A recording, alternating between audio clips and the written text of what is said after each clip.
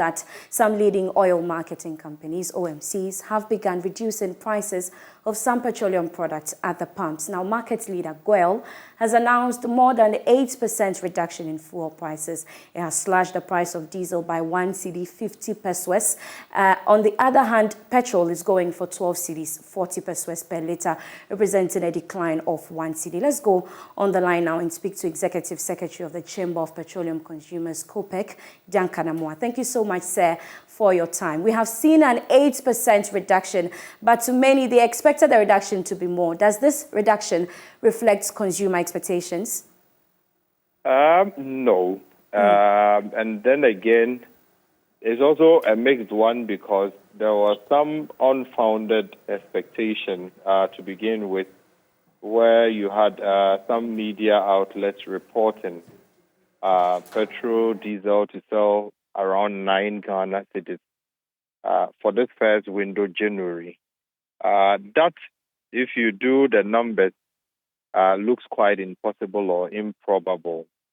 The expectation would have been that, of course, we could see the 3 major players also decline to about 11.7, 11.8.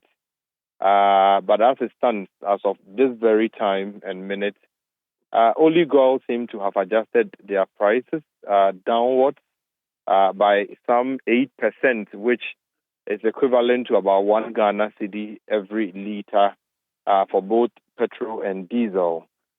We would have expected that they will go down a little further by some 40, 50 pesos to reflect the city's performance or strong showing towards the end of last year and where it is currently. Unfortunately, we can't say that we have seen the sort of reduction that we expected. But then again, the public expectation was also overly hyped or hiked to expect something around 9 or under 10 cedis. That we can put on record is unlikely to happen. But anything around 10, 11, 12 Ghana cedi for us is probable, and we expected that prices would have declined to that level.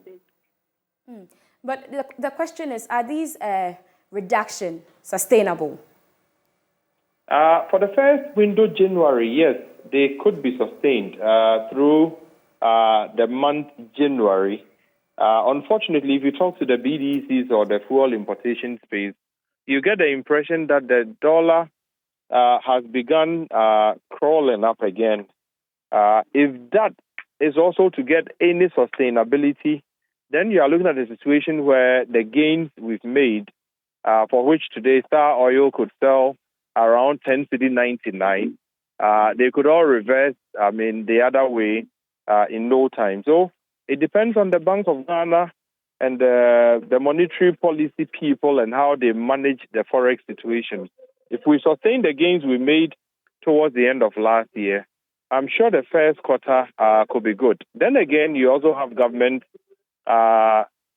thinking of this gold for oil initiative.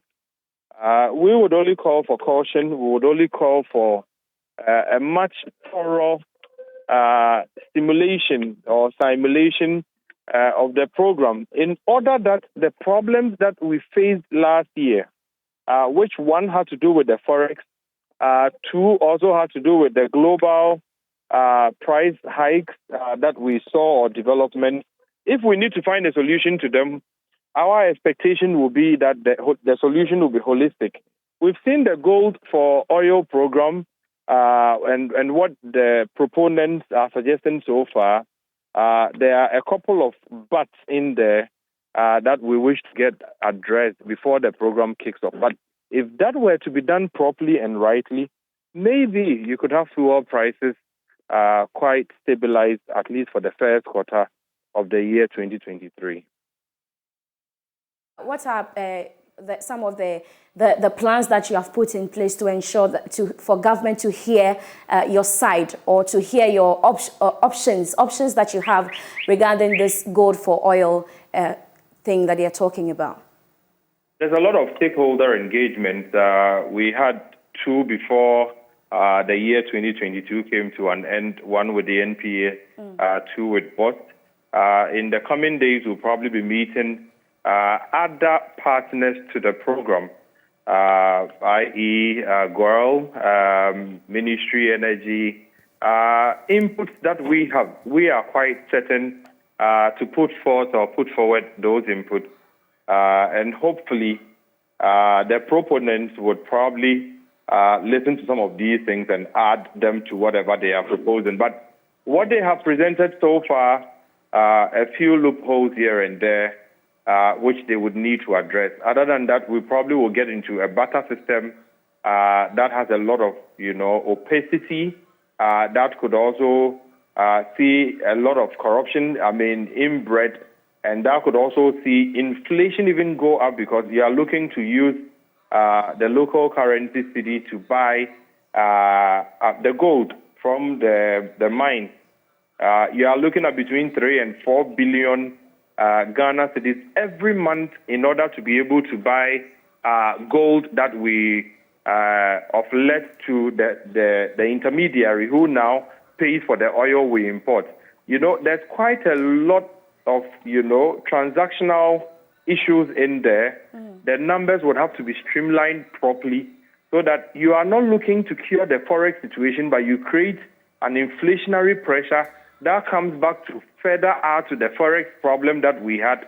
And so when you are reconverting the oil you got through your gold exchange program, then you now have to use the same forex rate that we are all running away from, which could also be spiked because of the inflationary pressures that the 3-4 billion injection in buying gold could cause to your economy.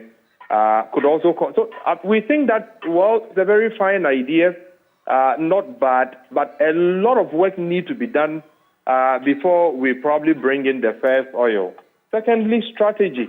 You have Dangote refinery coming up. You are fortunate to have a private refinery called Central Refinery, also in Tema, not far from the Tema Oil Refinery, also set to get operational within this month. What is the government's strategy to ensuring that 100,000 barrel per day refinery comes to contribute to fuel security and then also affordable prices at the pump for everybody?